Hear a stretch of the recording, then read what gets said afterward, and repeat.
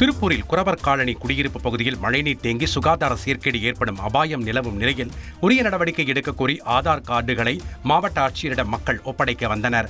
மழைநீர் தேங்கி இருப்பதால் அரிசி உள்ளிட்ட அத்தியாவசிய பொருட்கள் நனைந்து சேதமடைந்து விட்டதாகவும் குழந்தைகளை வைத்து தவித்து வருவதாகவும் அவர்கள் வேதனை தெரிவித்தனர்.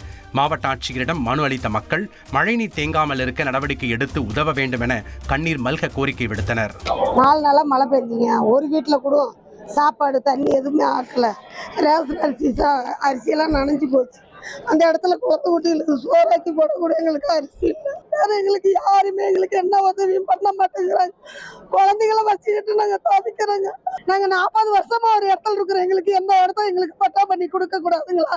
இந்த அரசாங்கம் எங்களை திரும்பி பார்க்க கூடாதுங்களா? செய்திகளை உடனுக்குடன் தெரிந்து கொள்ள உடனே சப்ஸ்கிரைப் பண்ணுங்க.